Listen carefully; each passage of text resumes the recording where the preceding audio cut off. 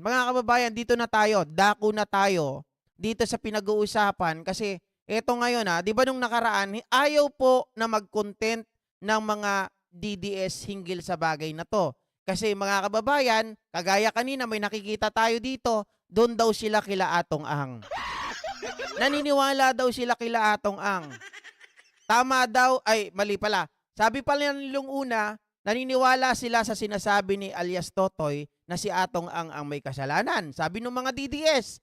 Pero ngayon mga kababayan na nadadamay na po ang pangalan ni Rodrigo Roa Duterte at ang kanyang mga alay dahil nga po nalilink ang mga ito di umano ayon kay SOJ Rimulya sa extrajudicial killings at doon sa war on drugs ni Digong, mga kababayan, ay nagbago na po sila ng naratibo. Ano ang kanilang bagong naratibo, GP?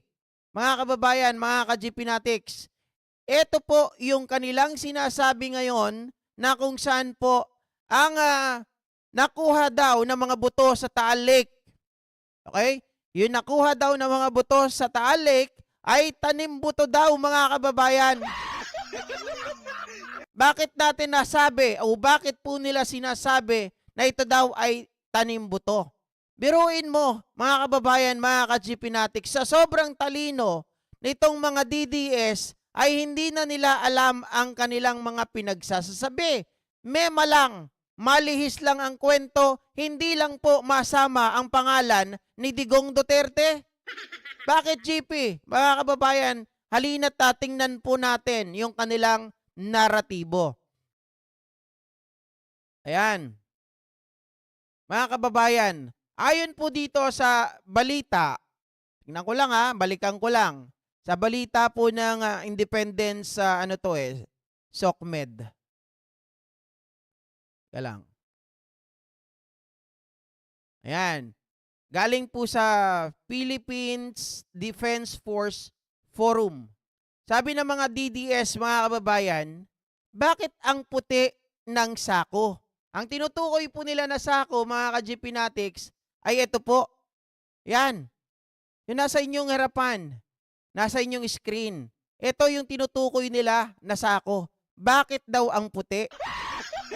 Diba? Ayan, yung sako, bakit daw ang puti? Mga kababayan.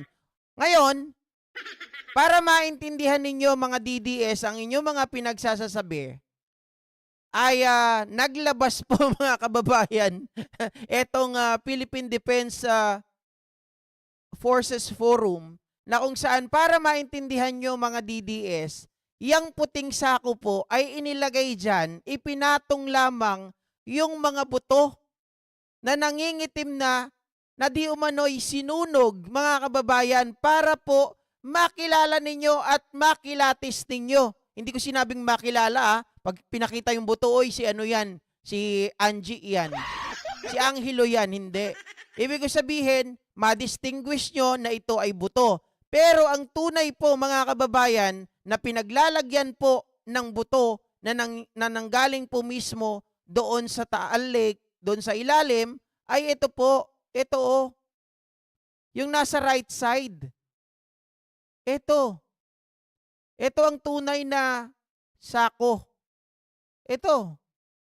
Yan, dyan po nang galing yung mga buto. Hindi po sa sako na puti.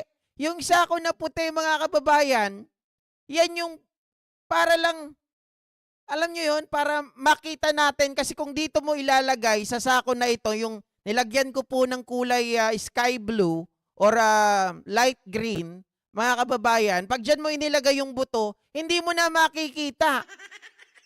Diba? Tingnan nyo yung buto, mga kababayan, sobrang itim.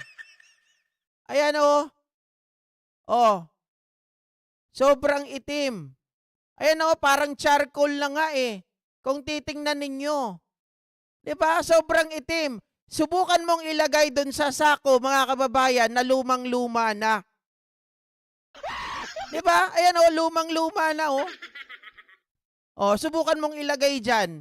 Pag inilagay mo dyan, magkukulay sako na yung mga buto. Masasabi mo pa ba na yun ay buto? Halak ka. Diba? Baka sabihin mo lang, sako lang yun. Wala naman kami nakikitang buto. Kaya po inaglagay or kumuha ng puting sako, mga kababayan, para mahiwalay mo yung kulay. Itim, tapos puti. Kasi pag itim-itim, wala na, hindi mo na makikita, anak ka ng tinapa, mga DDS. Kaya tuloy sabi dito ng mga kababayan natin, ha, napakataas po ng views nito. Umabot po, mga kababayan, ng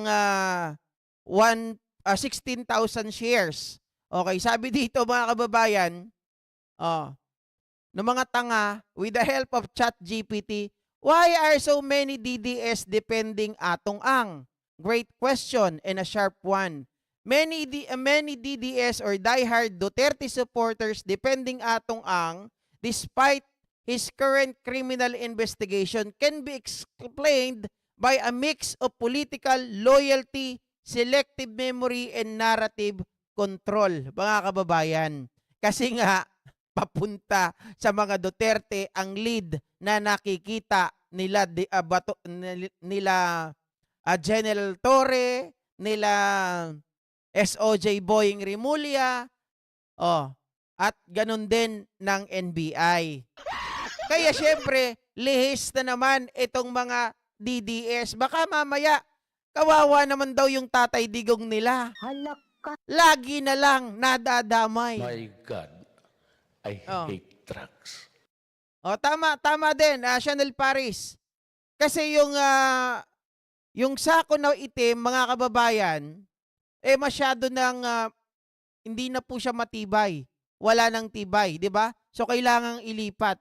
Pero ang sa akin, ang explanation talaga dito, mga kababayan, sa photo ops, para makita mo siya, na maliwanag na ito, mga kababayan, ay isang substance. Hindi kagaya nung ipapatong mo sa itim, tapos itim din yung ipapatong mo, magkasing kulay na sila, hindi mo yan madaling makita o hindi mo yan madaling ma-distinguish. Diba? Ewan ko ba dito sa mga DDS, mga kababayan, tatanga-tanga.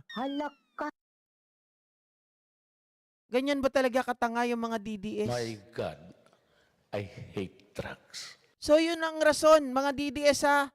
Huwag kayong maghanap ng sasabihin ninyo, ito, bakit ganon? Kala ko ba 4 years ago na? Bakit ang puti pa ng sako?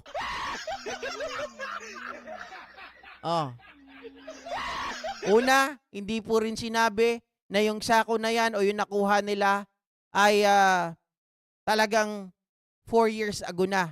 Okay? Kailangan pa yan i-test ng ating forensic. Hindi tayo pwedeng magsabi na, ayan, lumang-luma na 4 years. O, bagong-bago pa lang. 4 years na agad. Pinalitan po, ha? Huwag kayong tanga. Ayan, ginawan na po, mga DDS, ng pagpapaliwanag dito. Ayan o, sako kung saan ipinatong ang mga buto para makita mong tanga ka. Sabi dito, original na pinaglagyan ng buto na nakuha sa Taal Lake. Pero dito, natawa ako sa caption para makita mong tanga ka. Meron pang isa dyan na may